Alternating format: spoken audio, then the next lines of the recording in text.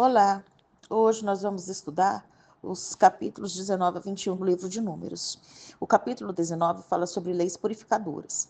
Dos versículos 2 a 6 do capítulo 19, o sacrifício da novilha vermelha propiciava a purificação de quem estivesse ritualmente impuro ou contaminado e, portanto, impossibilitado de aproximar-se de Deus em adoração. Uma novilha vermelha sem defeito era sacrificada e queimada fora do arraial. As cinzas eram guardadas, misturadas com água e aplicadas às pessoas impuras. Esse rito de purificação limpava a pessoa, permitindo que ela se aproximasse novamente de Deus.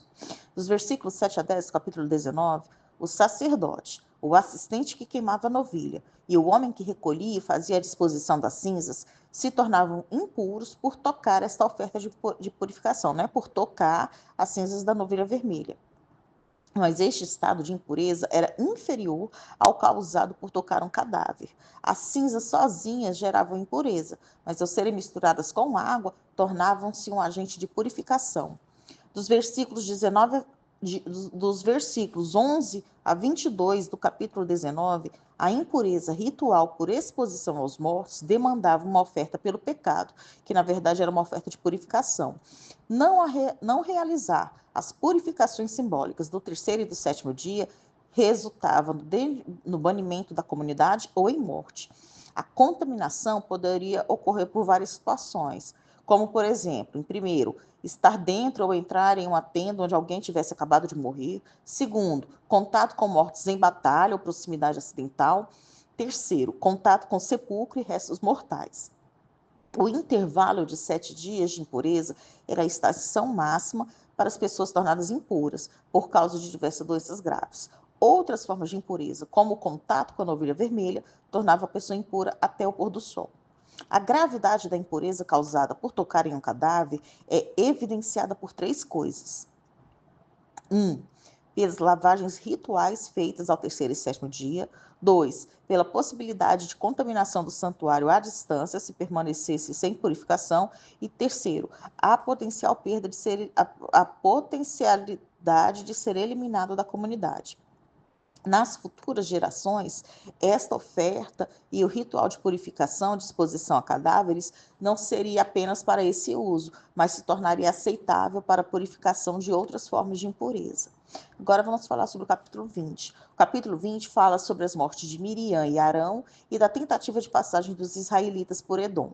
No versículo 1 do capítulo 20, aqui nesse versículo, isso teria acontecido no fim dos 40 anos em que andaram errantes pelo deserto, decretado em Números 14, versículos 32 a 34. O período de caminhada no deserto estava chegando ao fim.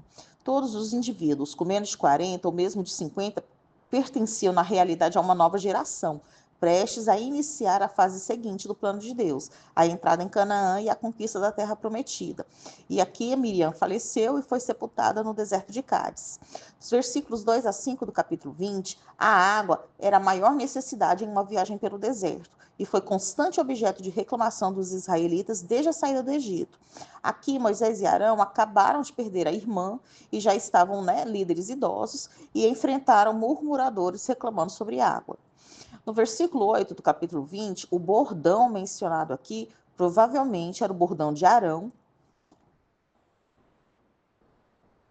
que havia florescido, que havia brotado, produzido amêndoas. A água que o Senhor prometeu a Moisés e Arão seria mais do que suficiente para o povo e seus animais. Dos versículos 9 a 11 do capítulo 20, Moisés foi infiel ao soltar um ataque verbal contra os rebeldes e declarar que ele e Arão iriam fazer sair água da rocha. Em seguida, ele feriu a rocha 2 vezes, no lugar de falar para a rocha, como o Senhor tinha ordenado.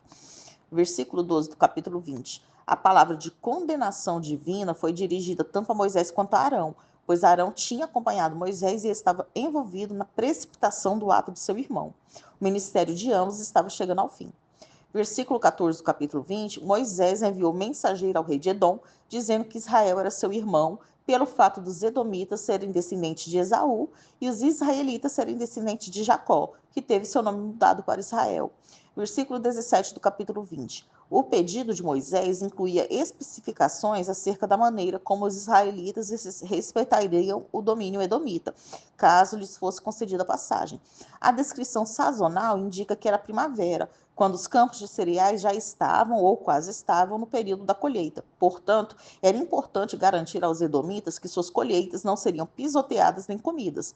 O direito à água também era de grande preocupação, tanto quanto é hoje entre israelenses, palestinos e jordanianos.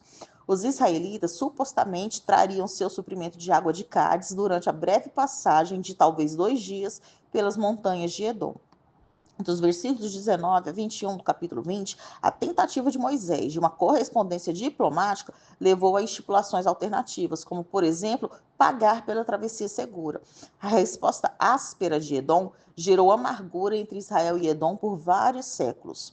Versículos 24 a 26 do capítulo 20, no versículo 24, nós temos a morte de Arão, que não pode entrar na terra prometida por causa do pecado nas águas de Meribá, que nós vimos nos versículos 10 a 12. Se calcula que Arão tinha 123 anos ao falecer, e Eleazar, seu filho, sucedeu seu pai como sumo sacerdote. Agora nós vamos falar sobre o capítulo 21. O capítulo 21 trata de algumas vitórias que o povo de Deus teve em batalhas. Dos versículos 1 a 3 do capítulo 21, a primeira vitória dos israelitas sobre os cananeus foi contra Arad, em Horma, onde Israel havia sofrido uma derrota contundente muitos anos antes, em Números 14, versículo 45. Esta vitória assinala uma mudança de enfoque da geração do Êxodo, condenada a morrer no deserto, para a geração que nasceu no deserto.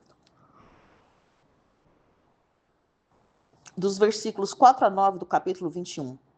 Nessa sessão, mais uma vez o povo se levanta contra Moisés, reclamando de falta de água e alimentos, e sempre comparando com seu tempo no Egito. Então o Senhor mandou serpentes atacarem o povo e Moisés mais uma vez. Intercedeu pelo povo, quando o Senhor o mandou fazer uma serpente de bronze como antídoto para que os que tivessem sido picados pelas cobras, pudessem voltar a ficar bem, porque aqueles que olhassem para a imagem da serpente seriam curados. Como o coração do homem tende ao mal, a serpente de bronze foi depois objeto de idolatria, sendo despedaçada pelo rei Ezequias muitos e muitos anos mais tarde. Dos versículos 10 a 13 do capítulo 21, o caminho da viagem dos israelitas ia do sul para o norte, circundando a área ocupada pelos edomitas. Versículos 14 e 15 do capítulo 21, o livro das guerras do Senhor aparentemente era uma fonte primitiva de documentação israelita das vitórias de Deus em favor do seu povo, talvez em forma de poesia. Esta fonte não é citada em outras partes do Antigo Testamento. Versículos 17 a 20 do capítulo 21, o poema narrativo épico cantado por Israel permanece o tema da jornada a partir deste poço, onde os israelitas não reclamaram da falta de água. Versículos 21 a 22 do capítulo 21, Moisés despachou mensageiros diplomáticos a Seom, rei dos amorreus, para negociar direitos de passagem rumo ao norte pela Estrada do Rei, pelas montanhas da Transjordânia, e então descendo as encostas pelo lado oeste até as margens do rio Jordão. Dos versículos 23 a 25 do capítulo 21, Seom havia usurpado e conquistado Moabe e não deixou os israelitas passarem pelo seu território. Talvez ele tivesse ouvido sobre o encontro de Israel e Edom e pensou que sua resposta teria a mesma acolhida. No entanto, sua tentativa militar de bloquear o avanço de Israel foi recebida como uma grande derrota, em que o povo de Israel saiu vitorioso. Versículos 26 a 31 do capítulo 21, Esbom era a principal cidade de Seom no tempo dos conflitos israelitas. A canção oráculo de lamento dos amorreus, que os israelitas adaptaram para cantar sua vitória sobre Seom, condenava os moabitas e seu deus Quemós. Essa canção ela está entre esses versículos.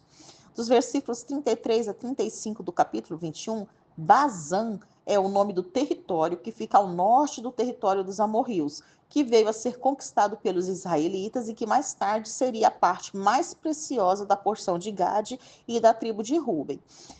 Esse território ele pertencia aos amonitas, descendentes de Ló. O rei de Bazã, Og, não quis saber de mensageiro, já foi direto para a batalha. Os israelitas conquistaram Esbom e Bazã, e ambos os reinos ficavam na Palestina Oriental, atravessando o Jordão, vindo de Canaã. E terminamos, então, o estudo dos livros 23 a 25 do livro de Números.